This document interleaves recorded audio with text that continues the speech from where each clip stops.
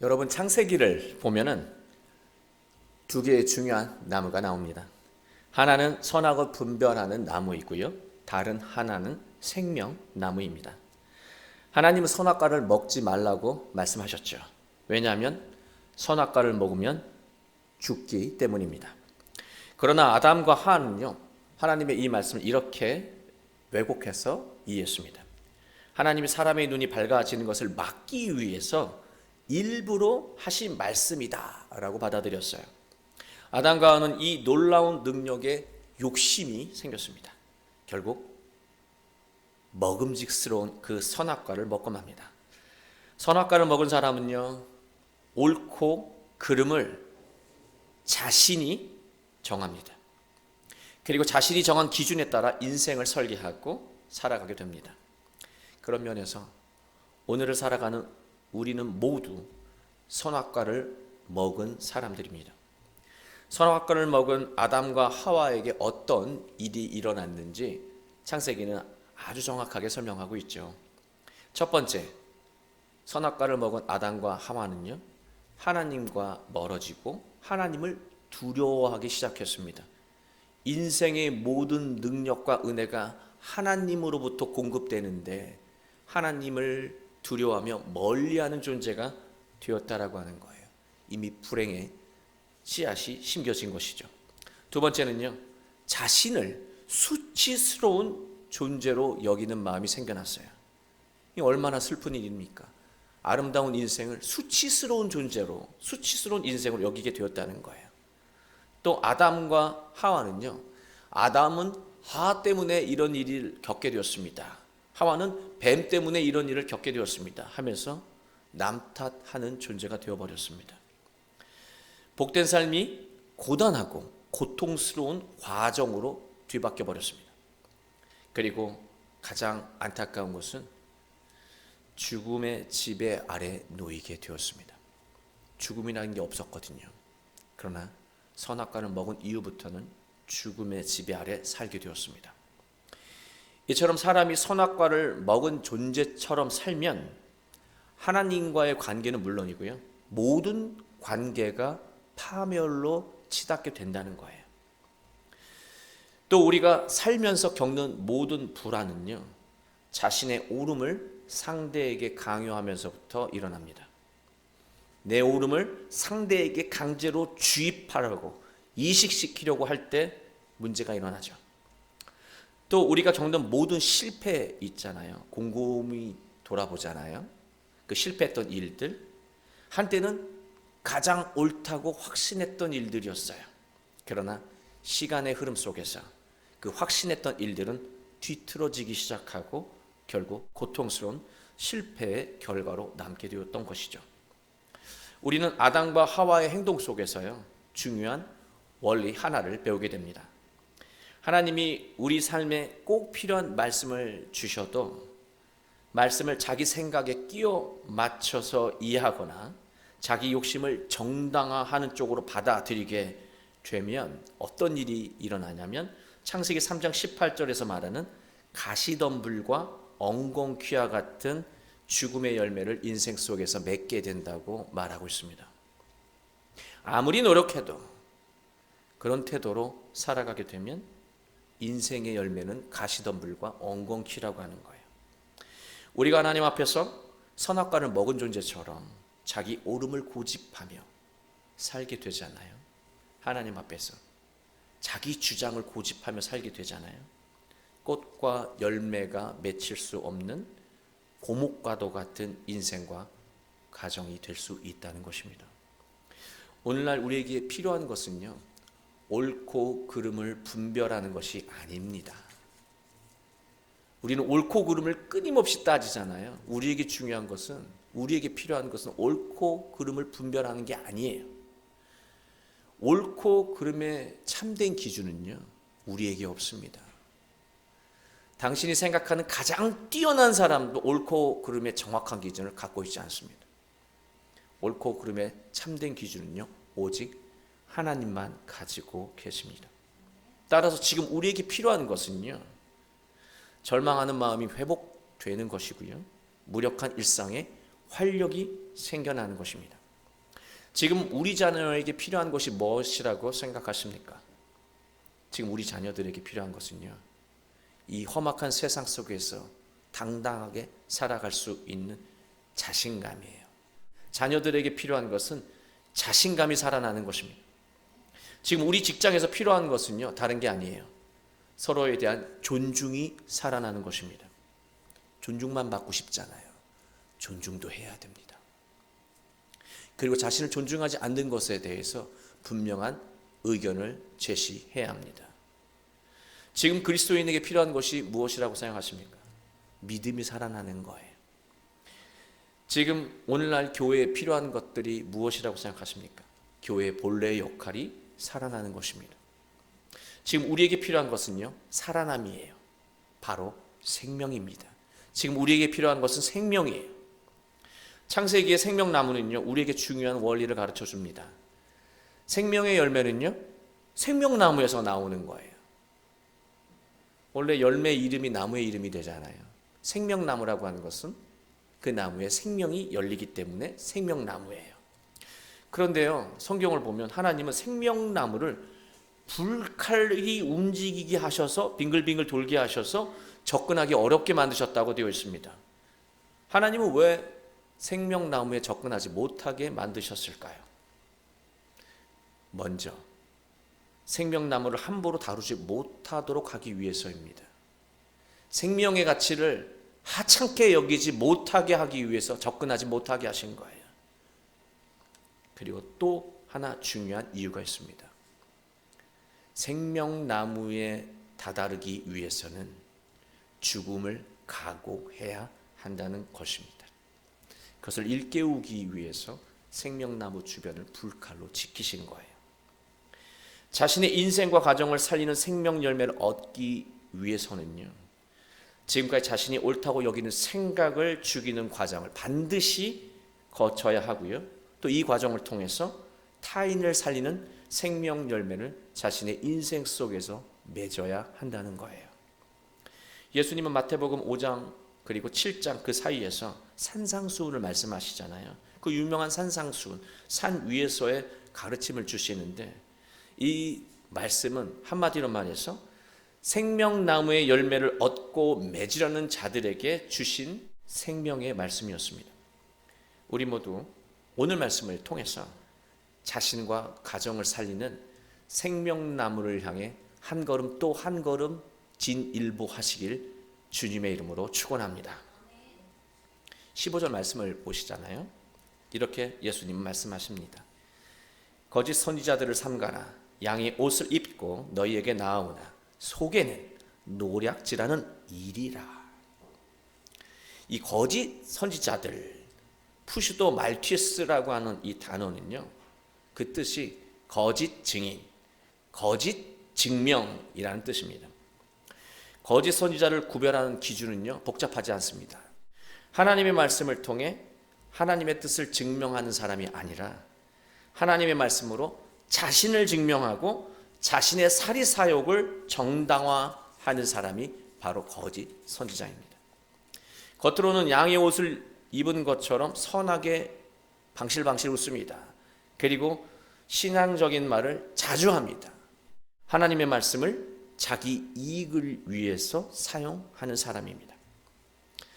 하나님의 말씀을 자기 판단에 따라 왜곡하는 사람이죠. 그가 거짓 선지자입니다. 당시 그런 사람들이 누구였을까요? 말 그대로 자신을 선지자다, 참된 선지자다 말하는 사람도 있었겠지만 하나님의 말씀을 가르치는 사람들도 이에 해당하는 사람들이었어요. 대제사장, 율법학자, 바리새인, 유대의 관료들이었습니다. 이들은 하나님의 말씀을요, 자신의 이해관계에 따라서 왜곡했습니다. 하나님의 말씀을 자기 이익을 추구하는 데 활용했다라고 하는 거예요. 이러한 방식은요, 백성들을 가스라이팅 하는 데 사용되었고요, 백성들의 삶을 결국 짓누르며 모든 것들을 약탈하는 삶으로 이어졌습니다. 그렇다면 예수님이 조심하라던 거짓 선지자들은 오늘날 어디 있을까요? 우리는 순간적으로 이단교회 목회자들을 떠올릴 수 있습니다. 맞습니다. 그러나 여러분, 하나님의 말씀을 자기 욕심에 따라 왜곡해서 받아들이는 거짓 선지자는요, 우리 마음 안에도 있습니다. 이 노략질하는 이 할팍스라고 하는 단어는요, 그 뜻이 탐욕스러운, 폭리를 취하는 이란 뜻입니다. 노력하지 않고 폭리를 취하고자 하는 그런 자아가 어디 있습니까? 여기 있잖아요. 그런 마음이 어디 있어요? 여기 있어요. 내가 한 것보다 더 많은 것을 탐하는 그런 자아가 우리 안에 있습니다. 예수님은 오늘 본문에 앞서서 마태복음 7장 7절에 이렇게 말씀하셨어요. 구하라 그리하면 너희에게 주실 것이요 찾으라 그리하면 찾아낼 것이요 문을 두드리라 그리하면 너희에게 열릴 것이라. 문을 두드리라 되어 있지만 원어로 보면 문을이라고 하는 목적어가 없습니다. 이 구전에는요, 특이하게도 목적어가 하나도 없어요. 무엇을 구하라는 것인지 무엇을 두드리라고 하는 것인지 기록되어 있지 않다라고 하는 거예요. 그래서 우리는요, 목적어 그 자리에 우리의 욕심과 우리가 원하는 재물의 양을 갖다 놓았습니다. 그리고 자기 욕심을 구하고 자기가 원하는 재물을 구합니다. 그리고 세상의 명예를 찾고요, 세상의 자랑거리를 구하는 것으로 이 말씀을 이해했습니다. 분명히 예수님은요, 6장 33절에서 너희는 먼저 그의 나라와 의를 구하라고 분명히 말씀하셨는데요, 그 말씀에 따라 이 말씀을 이해해야 하는데 성경의 앞뒤 문맥의 의미는 관심이 없고 자기 욕심에 따라 이 말씀을 받아들인 거예요. 이처럼 자신의 언행으로 타인이 피해를 보고 상처를 입는데도 무관심한 태도로 하나님의 말씀을 받아들이잖아요.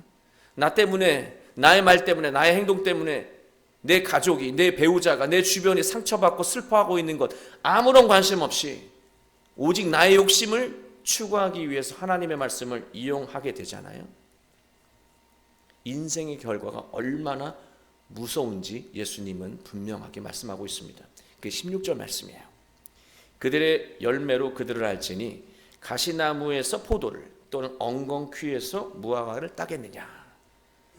스스로 자신의 인생이 포도나무라고 생각해요. 내 인생은 달콤한 열매가 맺혀야 돼. 난 그렇게 살아왔어. 자기 인생이 무화과 인생이라고 생각해요. 내 인생에 이 사막에서 꽃과도 같은 그런 무화과 열매가 바로 나야. 그렇게 살면서 스스로를 생각한다 하더라도요, 실제로 인생에서 맺게 되는 열매는 포도도 아니고 무화과도 아니고 가시와 엉겅퀴가 된다고 말하고 있습니다. 여러분, 이 가시와 엉겅퀴라고 하는 이 열매를 예수님이 굳이 비유로 드셨잖아요. 한번 생각해 보세요. 가시와 엉겅퀴. 이 열매는요, 무가치한 것들이에요. 먹을 수가 없는 것들이죠. 무가치한 것들이에요. 그러나 그뿐만이 아닙니다. 가시와 엉겅퀴라고 하는 열매는요, 누군가를 찌르는 거예요. 누군가만 찌릅니까? 나도 찔러요.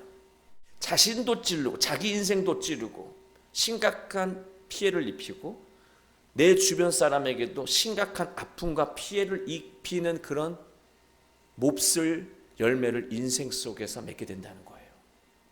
그게 바로 가시 열매와 엉겅퀴 열매가 전하는 비유의 의미입니다. 이 가시와 엉겅퀴는요, 선악과를 먹은 후에 자신이 올바르다고 착각하는 사람들, 내가 올바른 판단을 한다고 확신하는 사람들, 그런 사람들이 거두게 되는 죽음의 열매라고 할 수 있는 것입니다. 여러분, 우리는 중요한 순간마다 올바른 결정을 위해서 고민하고 또 고민합니다. 그러나 올바른 결정의 기준이라고 하는 것은 무엇입니까? 한번 생각해 보세요. 내가 어떤 고민 끝에 결국 결정할 때 그 결정하게 된 기준이 뭐냔 말이에요. 한번 잘 생각해 보세요. 그 기준은요, 최종적으로 자기 욕심이에요. 자기 욕심에 따라 결정하면서 결과는 하나님에게 선한 것을 구하는 게 우리의 모습입니다. 모순적인 신앙이죠. 이런 상태에 있으면요, 그런 일은 없겠지만 우리 눈앞에서 예수님이 우리에게 직접 말씀하셔도요, 우리 안에 도사리는 거짓 선지자가 우리 눈앞에 이익을 뒷받침하는 말씀으로 오염시킨다는 거예요. 예수님의 이 말씀은 네 이익을 위해 이렇게 해석하면 돼 라고 오염시킨다는 것이죠. 그래서 예수님의 말씀으로 사는데 그 누구보다 이기적으로 살아요. 예수님의 말씀으로 사는데 그 누구보다도 함부로 말해요. 그리고 자기는 신앙 속에서 잘 살고 있다고 흐뭇한 표정을 짓고 있어요. 때로는 이 모습이 우리의 모습일 수도 있다라고 하는 거예요. 우리는 말씀과 선교를 통해서 은혜를 받을 때가 있습니다. 그러셨으면 좋겠습니다. 그러나 은혜를 받으면은요, 우리는 평소보다 더 신중해야 한다는 사실이에요. 은혜를 받으면 곧바로 기뻐할 일이 아니라 평소보다 더 신중해야 합니다. 왜 그럴까? 우리는 자신이 원하는 말을 들을 때 은혜라고 여길 가능성이 높은 사람들이에요. 그건 저도 마찬가지예요. 내가 듣고 싶은 소리를 들었을 때 은혜라고 여길 가능성이 높다라고 하는 거예요. 성경 말씀이나 설교를 통해서 자신의 부끄러운 민낯을 보게 되거나 괴로움을 느끼게 되면 은혜라고 여기지 않습니다. 오히려 불쾌함을 느끼면서 말씀 때문에 상처받았다고 생각합니다. 왜 이런 일이 우리에게 일어나고 있는 것일까요? 왜 은혜가 늘 기쁜 마음만 들게 하는 것, 그것만 은혜라고 여기는 상태에 머물러 있는 것일까요? 나의 패부를 찌르고 나의 부끄러움을 깨닫게 하고 그 부끄러움과 마주하게 만드는 말씀은 왜 은혜가 아니라 불편한 말씀, 나에게 상처를 주는 말씀이라고 우리는 생각할까요? 그 이유는요, 우리의 욕망을 대변하는 거짓 선지자의 음성이 내 안에 성령의 음성보다 더 크게 들리기 때문입니다. 내면의 도사리는 거짓 선지자에게 강하게 지배받고 있는 거예요. 실제로 유대 권력자들이 있잖아요. 예수님을 십자가에 달아 죽게 만든 유대 권력자들은요, 예수님의 진리의 말씀을 듣고요, 찔리고 괴로웠어요. 그래서 변화된 게 아니라 괘씸하게 여겼습니다. 저 사람 말대로 한다면 나도 나쁜 사람이 될 뿐 아니라 내가 지금 누리고 있는 이 지위와 권력을 빼앗길 수도 있겠구나 라는 마음이 들어서 예수님을 잡아다가 죄 없는 걸 알면서도 처형한 거예요. 17절 말씀이에요. 이와 같이 좋은 나무마다 아름다운 열매를 맺고 못된 나무가 나쁜 열매를 맺나니. 덴드론 아가톤, 선한 나무입니다. 이 선한 나무는요, 카르푸스 칼루스, 탁월한 열매를 맺는다. 여러분, 좋은 나무가 되길 원합니다. 좋은 나무가 되잖아요. 좋은 열매, 강도가 약해요. 탁월한 열매를 맺는다는 거예요. 비교할 수 없는 훌륭한 열매가 인생 속에 맺힌다는 거예요. 우리가 선한 나무가 되면.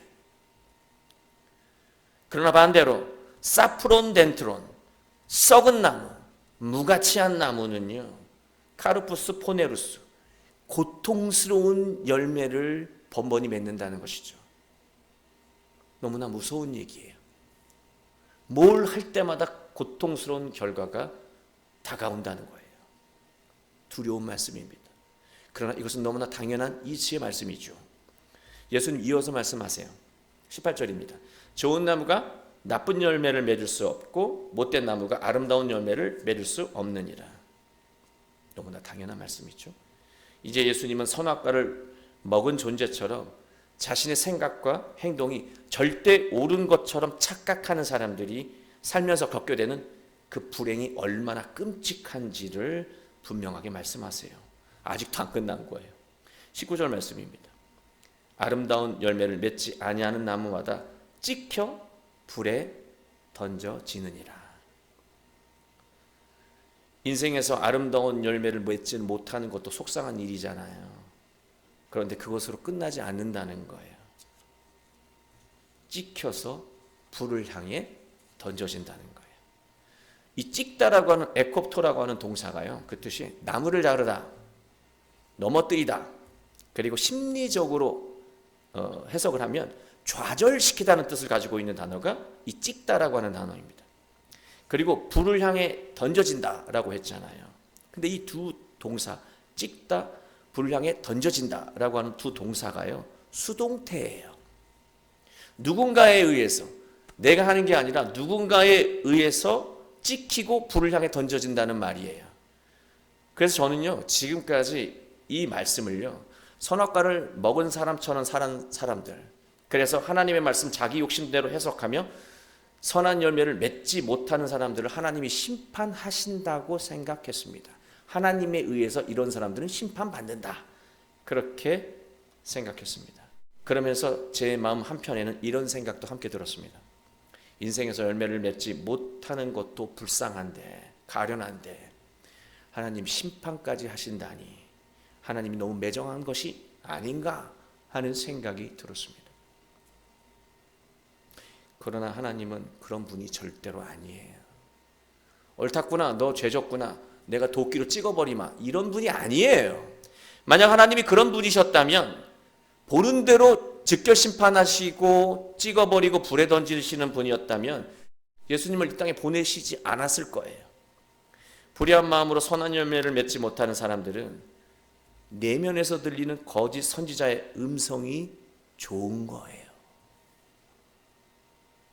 하나님이 나에게 주신 말씀보다 내 안에 도살이며 계속해서 나에게 잘못된 말을 하거나 하나님의 말씀을 왜곡시켜서 전해주는 그 거짓 선지자, 다르게 말하면 욕망이 될 수도 있고 욕심이 될 수 있겠죠. 그것이 하는 그 소리가 좋은 거예요. 거짓 선지자의 음성 때문에 자신의 인생과 가정이 넘어지고 좌절하고 있는데도 계속해서 욕심을 떠나지 못하고 버려버리지 못하고 그 욕심을 따라 살고 자기 욕망을 신앙에까지 투영하며 살아갑니다. 결국 스스로 자기 인생과 가정을 스스로 파괴하는 것이고, 불나방이 죽는 줄도 모르고 불 속으로 뛰어드는 모습처럼 욕망이라고 하는 이 화마, 불의 이 마귀에 자기 인생을 태워버리는 거예요. 예수님은 우리에게 거짓 선지자의 음성에 반응하지 말거라.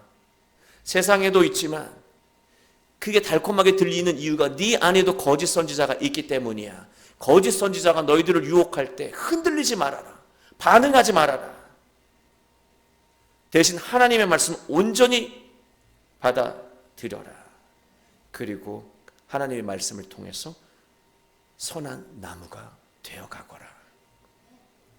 선한 나무는 바로 생명의 열매를 맺는 생명나무를 의미하는 것이죠. 좋은 나무는 생명의 열매를 맺는 나무예요. 창세기에서 말하는 그 생명나무예요. 우리가 생명나무가 되기 위해서 해야 될 일이 무엇일까요? 가장 먼저 해야 될 일이 무엇일까요? 생명나무가 되시려면 생명나무의 씨앗을 심으셔야죠. 그 인생 속에. 요한복음 14장 6절, 예수님께서 이르시되 내가 곧 길이요 진리요 생명이니 나로 말미암지 않고는 아버지께로 올 자가 없느니라. 예수님을 인생의 주인이라고 여기며 살아갈 때 여러분의 인생 속에, 우리의 인생 속에 생명 씨앗이 심기고 자라납니다. 예수님이 나의 주인이야. 내 인생을 책임지시는 분이야. 그렇다면 난 누구의 말씀에 귀를 기울이고 집중해야 하는가? 거짓 선지자 아니죠. 예수님의 말씀에 집중해야죠.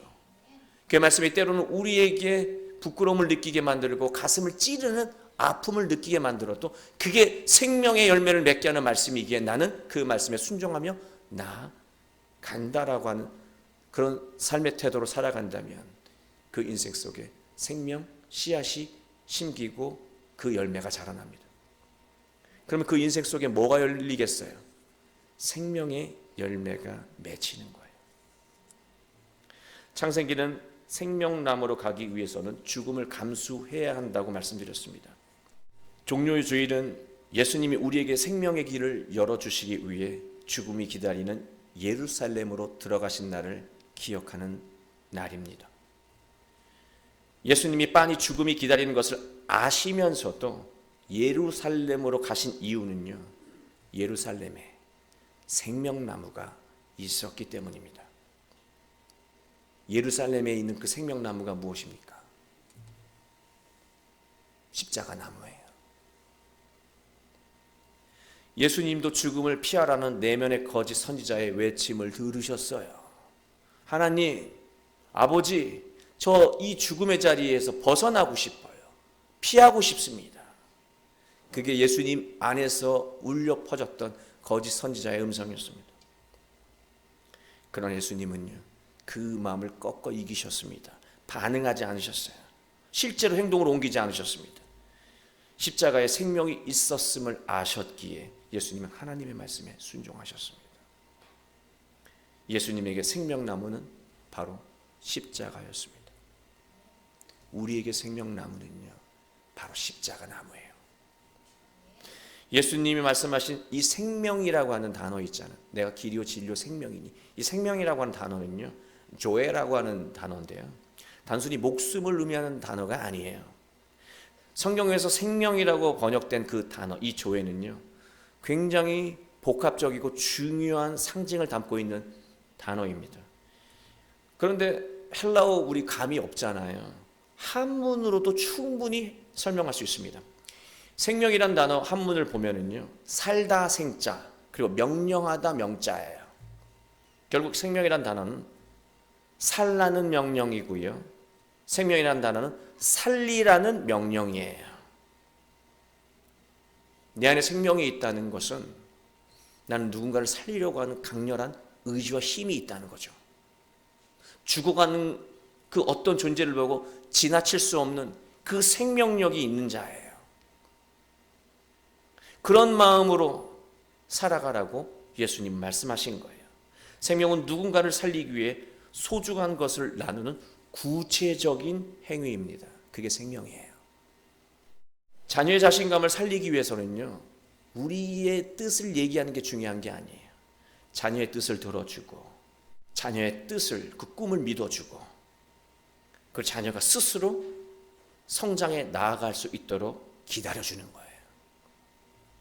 가족을 살리기 위해서 어떤 행위를 해야 합니까? 어떤 생명의 행위를 해야 합니까? 내가 지금까지 옳다고 여겼던 말들을 가족들에게 주입하는 게 아니에요. 그것을 적용하기 위해서 다투는 게 아니에요. 내가 옳다고 여겼던 그 모든 생각과 가치와 주장들을 내려놓는 거예요. 그리고 존중하는 거예요. 그리고 응원하는 겁니다. 이것이 바로 생명나무인 십자가로 나아가는 과정입니다. 이게 쉽지 않지 않아요. 걱정스럽고 불안하고 조바심 나서 이거 하기 어렵잖아요. 내 뜻대로 하지 않는 모습을 보면 죽을 것 같잖아요. 그런데 그 마음을 죽여야 한다는 거예요. 종료주의는요, 거짓 선지자를 따르려는 자아를 죽이고 타인을 살리기 위해 자기 생각과 판단을 죽이는 기간입니다. 그곳에 생명의 열매가 맺히기 때문이죠. 사랑하는 교회 여러분, 우리 인생과 가정을 망치는 거짓 선지자는요, 어디에 있다고요? 우리 안에 있습니다. 거짓 선지자는 수시로 우리에게 이렇게 말합니다. 그렇게까지 할 필요 없어. 그렇게 우리에게 말하면서 우리가 숭고한 일을 시도하거나 진행하고 있을 때 못하도록, 멈추도록 만든다는 거예요. 그러나 21절 말씀처럼 우리가 말뿐이 아니라, 주여 주여 말뿐이 아니라 실제로 하나님의 뜻을 정확히 이해하고 온전히 순종한다면 우리의 인생과 가정이 천국으로 변화된다는 거예요. 그리고 우리는 예수님처럼 자기 십자가를 온전히 짊어지고 살아간다면 우린 거짓 선지자의 지배에서 벗어나 인생과 가정에서 생명의 열매를 맺고 나누며 복된 인생을 살게 될 것입니다. 때로는 하나님의 말씀이 나의 부끄러운 민낯을 보게 만들고 내 생각과 달라서 괴로움을 느끼게 할지라도 예수님처럼, 우리 모두 예수님처럼 자신을 향한 하나님의 뜻을 확고히 믿고 말씀에 정직하게 순종하며 승리하는 인생, 가정, 교회를 이루어 가시길 주 예수 그리스도의 이름으로 축원합니다.